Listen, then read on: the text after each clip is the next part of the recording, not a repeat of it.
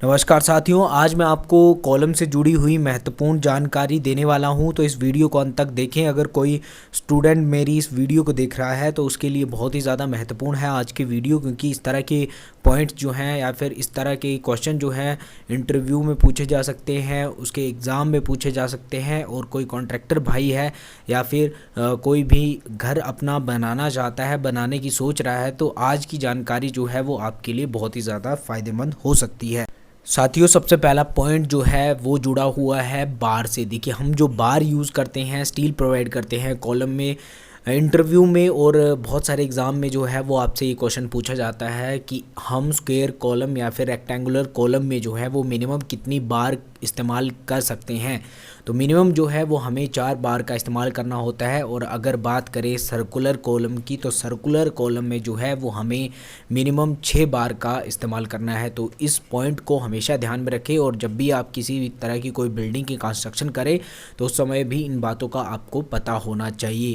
साथियों, वीडियो में आगे बढ़ते हैं और अब मैं आपको बताऊंगा ग्रेड ऑफ स्टील के बारे में। देखिए, बिल्डिंग कंस्ट्रक्शन में आपको हमेशा ध्यान रखना है, बिल्डिंग को अर्थक्वेक रेजिस्टेंट बिल्डिंग बनाने के लिए आपको जो है वो कम से कम ग्रेड जो है वो आपके स्टील का FE 415 होना चाहिए। इससे कम ग्रेड के स्टील का आप जो है वो बिल्डिंग कंस्ट्रक्शन में बिल्कुल भी इस्तेमाल ना करें। और ये जो जानकारी है वो इंडियन स्टैंडर्ड कोड के अनुसार है। इंडियन स्टैंडर्ड कोड में आपको बताया गया है कि इस तरह से जो है मिनिमम ग्रेड ऑफ स्टील जो है वो 415 FE आपकी बिल्डिंग के लिए बेहतर होगा। इससे कम ग्रेड के स्टील का आपको इस्तेमाल नहीं करना है। साथियों, अगला पॉइंट है हुक लेंथ के बारे में। देखिए, हुक से जुड़ी हुई बहुत सारी जानकारी हैं जो आपके लिए जानना बहुत ही ज़्यादा ज़रूरी है। जैसे हम जो टाइज में हुक प्रोवाइड करते हैं, जैसा कि आप देख सकते हैं यहाँ पर जो हम जो है वो इस तरह की हुक प्रोवाइड करते हैं टाइज में, उसका एंगल क्या होना चाहिए, उसे जो है वो किस तरह से प्रोवाइड करना है, इसी के साथ उसका डिस्टेंस क्या होना चाहिए। तो यहाँ पर मैं इन तीनों पॉइंट्स को, इन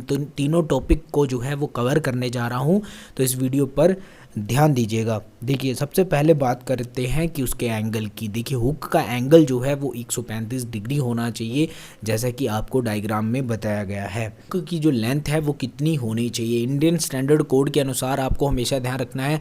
इंटरव्यू एग्ज़ाम में बहुत सारी जगह जो है वो आपसे क्वेश्चन किया जा सकता है कि हुक की लेंथ जो है वो कितनी होनी चाहिए इंडियन स्टैंडर्ड कोड के अनुसार। तो मिनिमम जो है वो 65 mm होनी ही चाहिए, उससे कम जो है वो नहीं होनी चाहिए। इसी के साथ मैं आपको बता दूं कि इसके लिए जो है वो एक फ़ॉर्मूला है।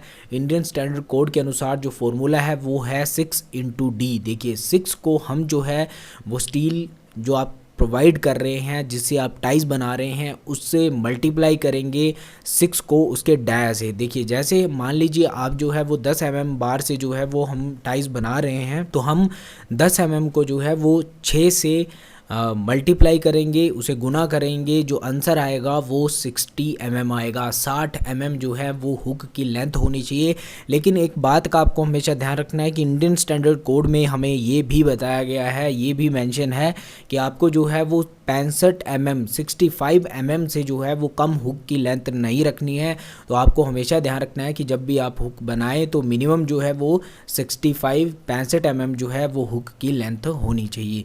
तो हुक की लेंथ से जुड़ा हुआ टॉपिक जो है वो अभी क्लियर हो चुका है। आगे बढ़ते हैं और अब मैं आपको बताऊंगा टाइज को आपको कॉलम में किस तरह से प्रोवाइड करना है, कौन सी गलतियां आपको नहीं करनी है। जैसा कि आप इस वीडियो में देख रहे हैं, ये जो कॉलम हमने स्टील का बनाया है, इसमें जो है वो 2 तरह की टाइज जो हैं वो यहाँ पर प्रोवाइड की गई है। सबसे पहले जो है वो रेक्टेंगुलर की टाई आप देख सकते हैं, उसके ऊपर एक ही स्पेसिंग पे जो है, सेम स्पेसिंग में सेम पॉइंट पे जो है वो दूसरी टाई है, जिसे डायमंड शेप में बनाया गया है। इसे हम जो है वो डायमंड टाई कहते हैं।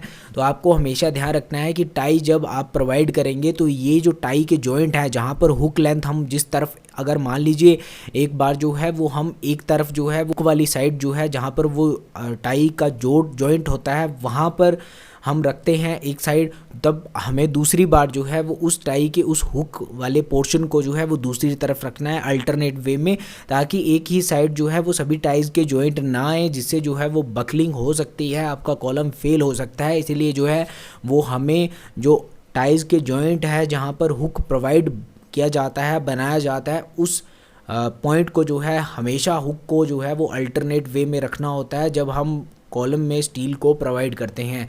और आपको हमेशा ध्यान रखना है, जब आप 2 टाइज प्रोवाइड करेंगे तो आपको जो है वो डायमंड में जो हुक दी गई है वो आपको एक तरफ अगर आप रख रहे हैं तो जो रेक्टेंगुलर जो आपकी टाई है उसमें जो हुक है वो दूसरी साइड रखनी है। उसी तरह से जब जिस तरफ जो है वो रेक्टेंगुलर टाई की जो हुक आएगी उस तरफ जो है वो डायमंड टाई की हुक नहीं आनी चाहिए। तो इन सभी छोटी छोटी बातों का अगर आप ध्यान रखेंगे तभी आपका स्ट्रक्चर जो है, आपकी बिल्डिंग जो है वो मजबूत व सुरक्षित बन सकती है। साथियों, अब मैं आपको बताऊंगा क्लियर कवर के बारे में। देखिए, हम जो है वो कॉलम में स्टील प्रोवाइड करते हैं, लेकिन हम जो है वो कॉलम में जो स्टील प्रोवाइड करते हैं, जो कॉलम बनाते हैं, वो जो कॉलम का साइज होता है वो उससे कम होता है। क्यों? क्योंकि हमें जो है वो कंक्रीट को अच्छे से फिल करने के लिए, ताकि पूरे स्टील के चारों तरफ जो है वो कंक्रीट फिल हो जाए, हनीकॉम्बिंग जैसी समस्याएं ना आए, स्टील जो है वो कंक्रीट से बाहर ना दिखे, उसके लिए हम एक क्लियर कवर प्रोवाइड करते हैं। और उस क्लियर कवर को प्रोवाइड करने के लिए कवर ब्लॉक का इस्तेमाल करते हैं, जिसका साइज जो है वो 40 mm होता है।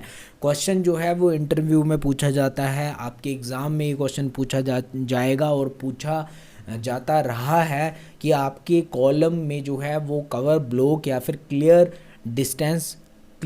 कवर जो है वो कितना होगा। तो 40 mm जो है वो इसका राइट आंसर होगा। तो आप इन सभी पॉइंट्स को ध्यान में रखें। देखिए, कवर जब हम प्रोवाइड नहीं करेंगे तो कंक्रीट जो है वो आपके स्टील के चारों तरफ अच्छे से फिल या फिर उसकी कंपैक्शन नहीं हो पाएगी, जिसकी वजह से हनीकॉम्बिंग जैसी समस्याएं, स्ट्रक्चर फेल हो सकता है, आपके कॉलम में बकलिंग हो सकती है अगर आप जो है वो इन बातों का ध्यान नहीं रखते। तो आपको हमेशा ध्यान रखना है कि स्टील जब हम प्रोवाइड करेंगे कॉलम में और कॉलम को हम बनाएंगे तो आपको हमेशा याद रखना है कि 40 mm जो है वो आपको चारों तरफ से क्लियर कवर प्रोवाइड करना है। आज की जानकारी आपको कैसी लगी? अगर आज की जानकारी आपको अच्छी लगी तो प्लीज़ हमारे यूट्यूब चैनल पॉजिटिव बिल्डर को सब्सक्राइब कर दीजिए, बेल आइकन को प्रेस कर दीजिए, ताकि आने वाली इस तरह की महत्वपूर्ण जानकारी आपको समय पर मिलती रहे। आज की वीडियो में इतना ही, मिलते हैं नेक्स्ट वीडियो में, तब तक के लिए बाय। आपका दिन शुभ हो।